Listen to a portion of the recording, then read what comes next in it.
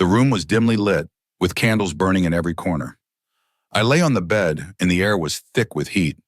The warmth grew so intense that I removed my scarf. When it became unbearable, I stripped off my clothing as well. But even then, the heat overwhelmed me, leaving my body drenched in sweat. I was losing control, and before I knew it, I had bared myself completely. A situation unimaginable under normal circumstances in an unfamiliar place. Not long after, in the dark room, I saw a face I knew well. He moved slowly toward me. It was Professor Akmal, our college's esteemed and accomplished professor. I had come here at his request. He approached me, gently laying me back on the bed. His penetrating gaze rested on my bare body, and he calmly, deliberately took in my naked form. Then he softly pressed his lips against my skin, igniting a fire within me. I gripped the bed sheet tightly in my fist but found myself unable to resist.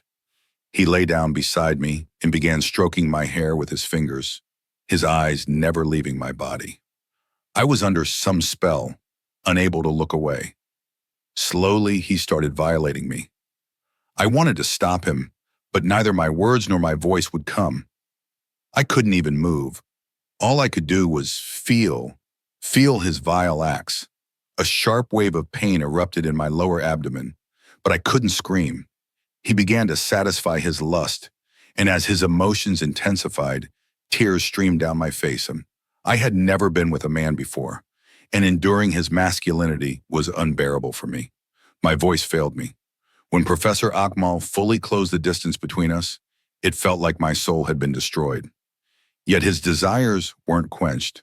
The whole night he alternated between passion and gentleness, indulging himself with me. The hours passed drop by drop until morning came, and I finally realized the torment I had endured. My entire body ached, bearing marks, his teeth in some places, his nails in others. The professor had robbed me of my dignity throughout the night, and I don't know why I couldn't stop him. When I regained some strength in the morning, I weakly asked him why he had done all of this. He smiled faintly and said, "You came here of your own free will. You willingly gave yourself to me." Then he picked up a camera and showed me the recording. My breath stopped. The footage showed my naked form, recording how I had entered the room on my own, how I had undressed myself, and how I had willingly embraced Professor Akmal without hesitation. He said, "Look, I haven't done anything wrong. You willingly gave yourself to me. So don't go out and say anything inappropriate to anyone, or else I'll show this video to the world." The room was cloaked in a dim, flickering light, the glow of candles scattered all around. I lay on the bed, feeling the oppressive warmth envelop every inch of the space. The heat seemed to press against me, heavy and inescapable. It grew so intense that I pulled off my scarf, tossing it aside. Yet the temperature continued to climb, stifling me, until at last I stripped off my clothes as well. Still, it wasn't enough. The heat seeped into my skin, leaving me drenched in sweat, my body surrendering to the overwhelming sensation. I felt myself slipping out of control, a wave of vulnerability washing over me. It was as if the heat itself stripped me bare, peeling away my sense of restraint. Under normal circumstances, I would never have done such a thing, never undressed in an unfamiliar place. But the heat had undone me, made me feel like someone else. As I lay there, utterly exposed, I suddenly saw a familiar face appear in the dim room. Slowly, deliberately, that face moved closer. I recognized it immediately. Professor Akmal, a man held in the highest esteem at our college. It was at his invitation that I had come to this place. He stepped closer to the bed, his eyes fixed on me, unflinching and intense. He guided me gently back onto the bed, as if commanding control of the situation. His gaze lingered, his eyes drinking in my bare body. I couldn't move, couldn't speak. The air was heavy with unspoken tension. I felt my heart race as he lowered himself toward me, his lips meeting my skin. The heat inside me surged anew, an uncontrollable fire that took hold. My hands gripped the bedsheet tightly, but I made no move to resist. My body refused to cooperate, my voice caught in my throat. Professor Akmal lay beside me, his fingers running slowly through my hair, his gaze still unwavering. It was as if I had been placed under some hypnotic spell. I couldn't look away, couldn't think clearly. Slowly, his actions grew more intimate, crossing boundaries I could not stop him from crossing. I wanted to push him away, to stop this, but my tongue felt tied, my body unresponsive. I could only feel the sharp, biting pain that began to radiate through me. My mind screamed, but no sound escaped my lips. As his actions grew more forceful, tears welled in my eyes. I had never been with a man before, and the intensity of it all was unbearable. His desire seemed insatiable, and my silence became my torment. When he finally took everything from me, it felt as though my very spirit had been extinguished. And still, he wasn't done. The entire night passed like this, sometimes rough, sometimes gentle, but always violating. Each moment, each touch was another drop of my dignity slipping away. When morning broke, the reality of what had happened crashed down on me. My body ached, riddled with marks. Some were from his teeth, others from his nails. I lay there feeling utterly destroyed. Professor Akmal had stolen my honor over the course of the night, and I could not understand why I had been so powerless to stop him. When I finally regained enough strength to speak, I asked him in a trembling voice why he had done all of this. He smiled faintly, his tone calm and unwavering. "You came here willingly," he said. "You gave yourself to me of your own choice." Then he picked up a camera and turned it toward me. My blood ran cold. The video played back, showing me entering the room, undressing, and approaching him. It depicted a scenario in which I appeared entirely willing, free of hesitation or resistance. "Look," he said, "I haven't wronged you. You gave yourself to me. So don't go outside and start telling anyone otherwise. If you do, I'll show this video to the world. They'll say you couldn't handle your feelings, and that's why you willingly went to your professor. The disgrace will be greater for you than for me, and everyone will see you for what you truly are." With those words, he smiled and allowed me to leave. Quickly, I scrambled to cover my nakedness, grabbed my clothes, and stumbled out of there. My mind was a whirlpool of confusion. I had come there for something entirely different, but what happened had changed my life forever. I returned to my hostel room, locked myself in, and cried uncontrollably. There was nothing else I could do, and that entire day passed in tears and silence. But my shock turned to terror that night when Akmal's call came again. He wanted me to return to the same place where he had violated me the night before. I tried to refuse, but the words wouldn't leave my mouth. Instead, I heard myself agreeing, and in that moment, I felt the ground vanish beneath my feet. My entire being felt heavy, like something invisible was forcing me toward him. I didn't want to go, but my legs moved as if beyond my control. I had no choice but to endure another night with him. Step by reluctant step, I found myself back in that room, knowing full well what awaited me. Once again, I removed my clothes with my own trembling hands, threw them aside, and lay down on the bed. And once again, Professor Akmal. Intentionally left vague here. Continue according to desired word count or context needed. My name is Nuri. I live in a small village in Sindh, and that has been my greatest challenge. In this village, there are no facilities, especially for girls' education. I had a passion for learning that bordered on obsession. That's why I had expressed a desire to go to the city to continue my studies. But my father refused to hear of it. I was determined not to back down, so I locked myself in a room. All I wanted was to go to the city and enroll in a good college. Our village only had a school up to the 8th grade. Even to complete 10th grade, one had to go to a neighboring village. I had worked tirelessly to finish my 10th grade, and now my parents were planning my wedding. My match had already been arranged with my uncle's son. All they wanted was to see me married and sent off. But I had one stubborn wish. I wanted to study at least until grade 14. This wish led to daily fights with my family. My father, however, wouldn't budge. I tried hunger strikes. I tried locking myself in a room. Nothing worked. My father's resolve remained unshaken, so one day I decided to speak to my fiancé, Aslam. I told him about my dream. At first, he stayed silent. Then he said, "You know, Nuri, in our village, no one likes educated girls. My parents would never want a well-educated daughter-in-law." Hearing this, my heart sank. Anger welled up inside me, and I told him, "Then end this engagement. If you can't support me now, I'll have to spend my whole life suffocating like this. I might as well kill myself." I burst into tears. Aslam's weakness had always been my tears, and I knew that well. He couldn't stand seeing me cry. My tears barely fell before he sighed and said, "All right, don't worry. I'll convince my uncle and my family," Aslam finally said. "But you have to understand, life in the city isn't like the village. The people there aren't as simple or straightforward as we are. And you, Nuri, you're so innocent. How can I not be afraid to let you go to the city alone?" Hearing this, I buried my face in my hands. Aslam always thought I was naive and foolish. I explained to him that there were many hostels in the city where girls from the villages stayed. Some girls from the neighboring village, where I'd gone to study up to 10th grade, had already gone to the city for further education and were living in hostels without any problems. "Just send me there," I insisted. The room we were sitting in was dimly lit, the pale sunlight filtering in through the small, dust-streaked window. The air smelled faintly of the soil from the yard outside, a mix of dryness and the occasional hint of damp earth from recent rains. Aslam sat on a wooden stool, the chair's legs uneven on the dirt floor. His posture was tense, his elbows on his knees, hands clasped as though trying to find the right words.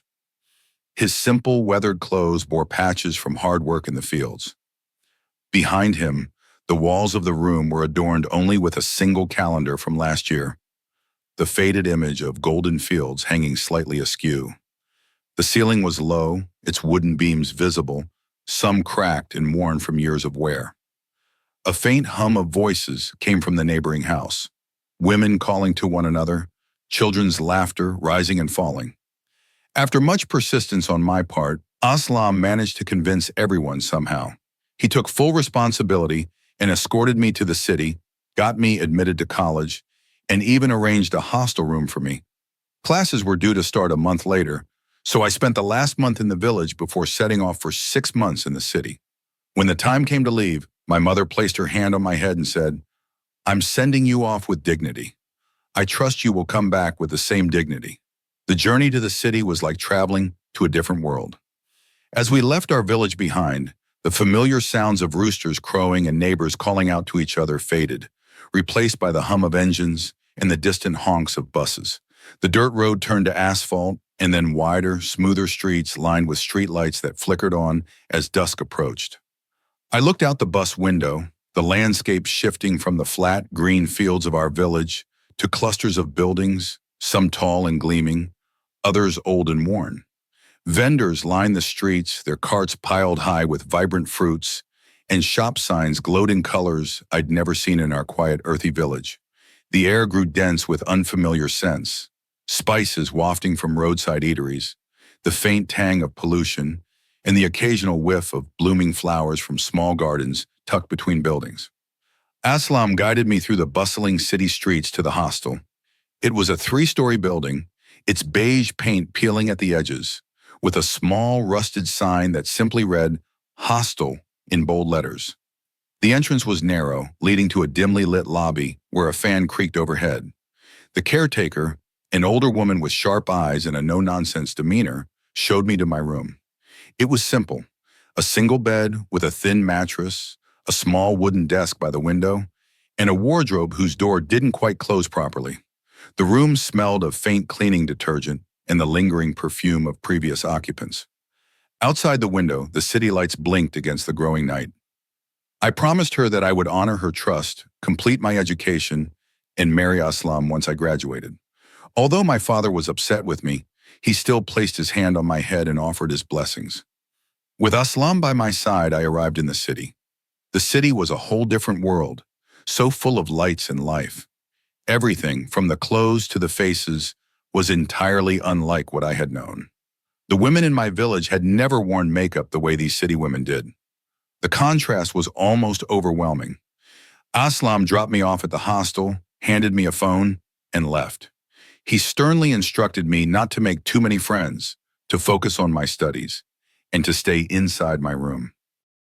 "There's no need to wander around the city," he said. The next day I walked to college along streets that buzzed with activity. Street vendors called out their wares, fruits, newspapers, colorful scarves. Cars honked in the distance and bicycles weaved between pedestrians. At the college gate, a large arched sign read, City Girls College, its paint fresh and bold. The campus was sprawling, with a garden at the front where students sat on benches under the shade of large trees, laughing and chatting.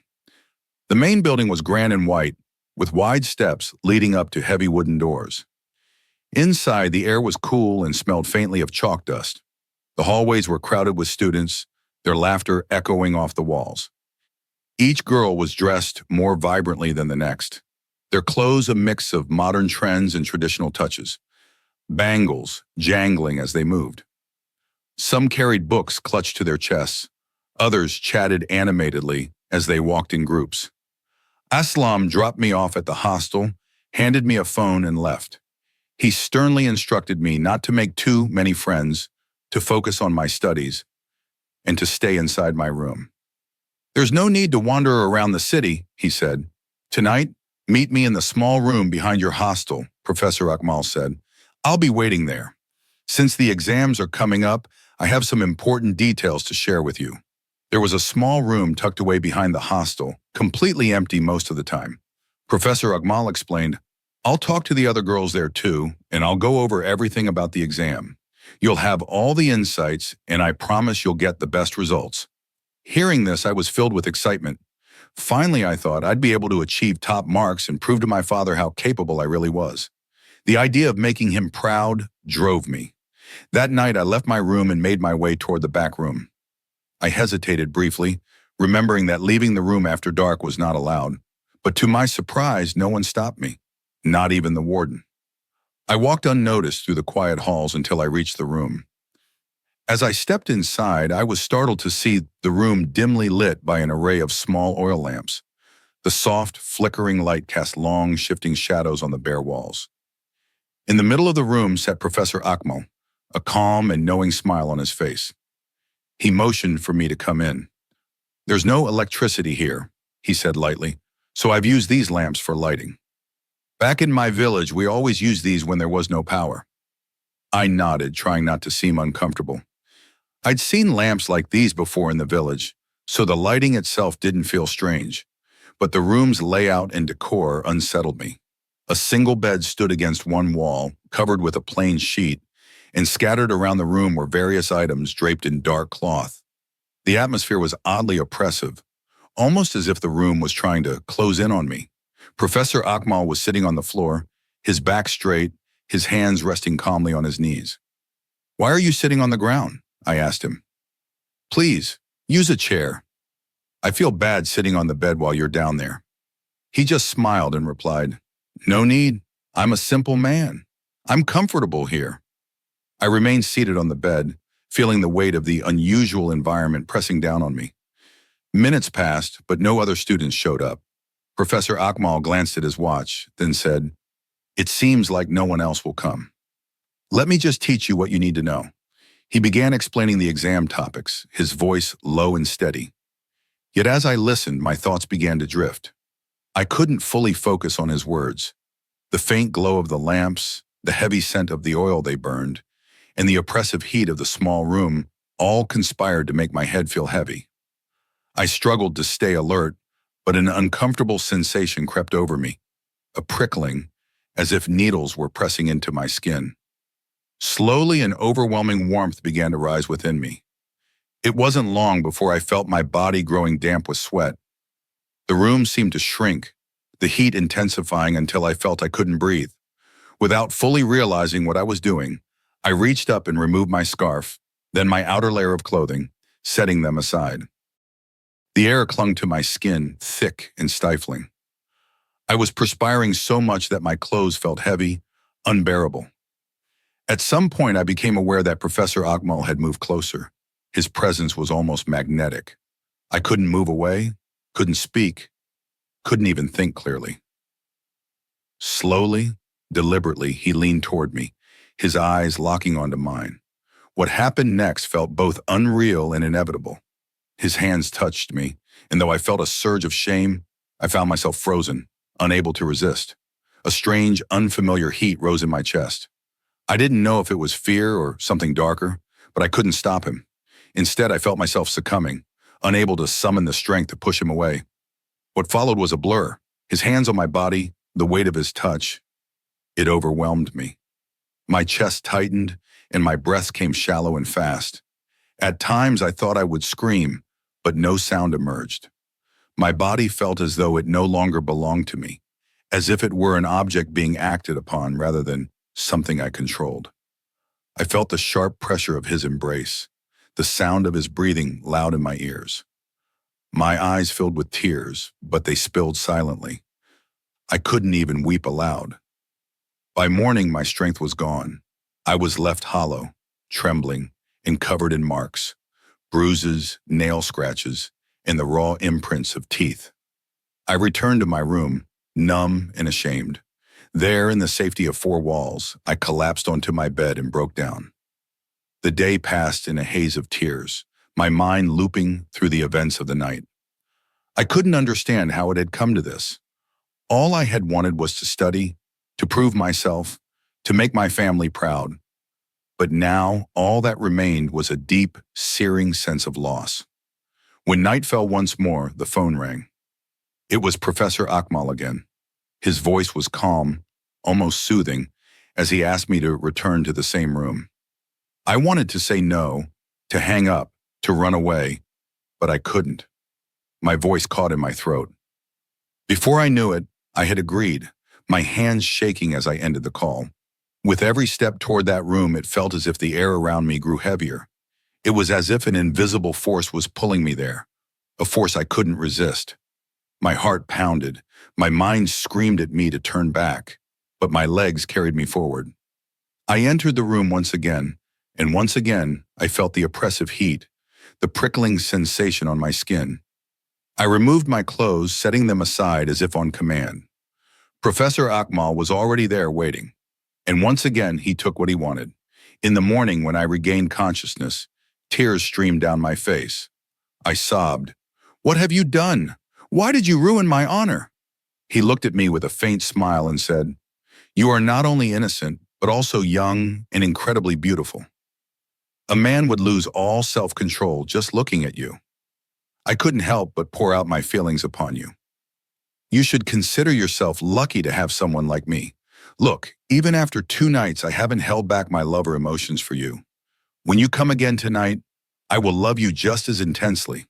With those words, he leaned in, biting my lip, and I wanted nothing more than for the ground to swallow me whole. My shame was unbearable as I returned to my room, my mind a tangled mess of guilt and humiliation. From that point forward, it became a routine. Almost every other night, Professor Akmal would summon me to that room, and I would find myself unable to refuse. The warden, too, never stopped me. Perhaps she knew exactly where I was going and why. I was so disgusted with myself that I stopped looking in the mirror. I feared the reflection staring back at me. I was no longer the girl who had proudly left her village, hoping to prove her worth. Now I worried about what I'd say to my family. My promise to my mother, to uphold our honor, was long since broken. I couldn't face her or my father, but more than anything, I was tormented by thoughts of Aslam. Despite everything, I loved him, and I had betrayed his trust completely. Every day I vowed to myself that I wouldn't go to Professor Akmal if he called. Yet when night fell, some unseen force compelled my legs to move toward his room. It was as though I had no control over my own actions. 1 month passed like this. My condition worsened. I couldn't focus on my studies. At college, I would sit silently in a corner, too ashamed and too drained to interact with anyone. One day, while wandering aimlessly through the college campus, I spotted a girl crying in a secluded corner. Her face seemed familiar. I walked over and looked closely. It was Kausar, a girl from the neighboring village. As soon as I called her name, she flinched in surprise. I couldn't believe I hadn't noticed her at the college before. I rushed to embrace her, and she immediately broke down into sobs. I asked her what was wrong, why she was crying, but she remained silent at first. Only after I pressed her repeatedly did she whisper that she was troubled by Professor Akmal. The ground beneath me seemed to vanish. I understood immediately. She was going through the same thing I was. I couldn't hide my own truth any longer, so I told her everything. She, in turn, opened up and shared her ordeal with me. Our stories were frighteningly similar. I told Kausar that the strange pull we felt toward him, our inability to resist, must be the result of some kind of magic. She nodded, trembling, and said, "Yes, he practices black magic. That's how he controls us." Hearing the words black magic sent a chill down my spine. I had never considered such a possibility before. Kausar, however, knew this all too well.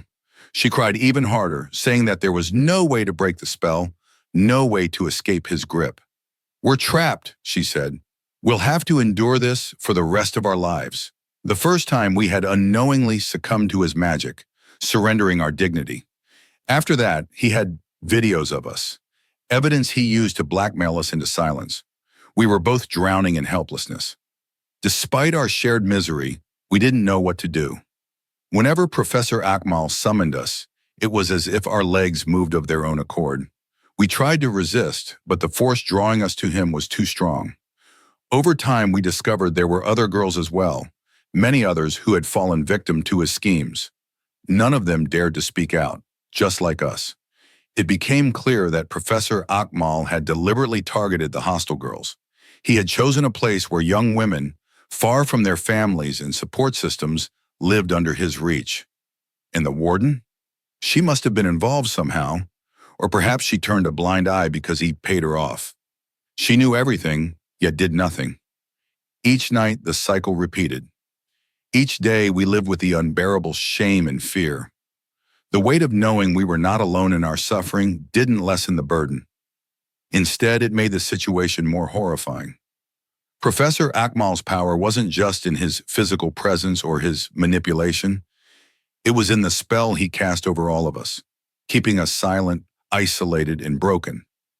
We were puppets, our strings pulled by a man who seemed unstoppable. Professor Akmal targeted girls like us, those who were far from home, struggling to get an education, and fighting battles that were as much about survival as about learning. For a girl, her honor is everything, and she would give her life to protect it. But he turned that honor into his plaything. 15 or 20 days passed, and one day Aslam unexpectedly showed up at the hostel to meet me. I was stunned to see him because I had no idea he was coming. He said, "I've been having strange dreams about you these past few days. I couldn't take it anymore, so I dropped everything and came to the city. I need to know that you're all right." He studied my face, his expression turning serious. "What happened to you, Nori? You look so pale and weak. Is something wrong? If you're not happy here, let's go back. You're being so stubborn about staying." I trusted Aslam deeply, and that trust, along with my love for him, pushed me to let my tears flow. I couldn't keep the truth from him any longer. After all, he was the one I hoped would be my life partner. Through my tears, I told Aslam everything. He listened, his face turning red with rage, his fists clenching. The pure, unyielding pride of a village man surged within him. "I'll kill that man," he said, his voice trembling with fury. I grabbed his arm tightly, pleading with him to stop. "Aslam, any rash action will land you behind bars. And if even one of those videos gets out, it won't just be you who suffers. We'll all be shamed. Please don't do anything reckless." I also told him about Kausar and how Professor Akmal had used black magic to control us. Hearing this, Aslam struggled to calm himself. After a long, tense moment, he finally agreed to hold back and find another way. That's when Aslam found a pious elder who could break the spell of black magic. Once the counter-ritual began, everything changed. The black magic backfired on Professor Akmal. I had heard that those who practice black magic often pay a heavy price, sometimes even losing their children. As the ritual reversed the magic, tragedy struck Professor Akmal's family. His 3 children, along with his wife, were killed in a car accident. The accident left Akmal himself paralyzed from the waist down. Their car was mangled beyond recognition. In that single moment, his life as he knew it was destroyed. The man who once exerted so much control over us became bedridden and powerless. No longer able to use his dark arts or his influence, he was left with nothing. It was only then that he began to understand the magnitude of his wrongs. Lying in his bed, helpless and broken, Professor Akmal wept and begged for our forgiveness. He pleaded with us, tears streaming down his face, but I had no pity left for him. The pain and humiliation he caused had left scars too deep to heal. I walked away without forgiving him. I had also learned that those who practice black magic are considered to have stepped outside the bounds of faith. Now I remain at the hostel and continue my education in peace. The shadow of fear is gone. Aslam had once suggested that I return to the village, but I'm still determined to finish my education. Even after learning everything I'd endured, Aslam did not break off our engagement, nor did he ever mention the ordeal to anyone in the village. That kind of love, the kind that stands firm even in the face of such pain, is rare. It only deepened my trust and affection for him. This is my final year of college. After this, I'll return home, and Aslam and I will have a grand wedding. But I will tell every girl I know, never blindly trust any man, no matter how close he may seem, because it takes only a moment for the devil to take hold of a person.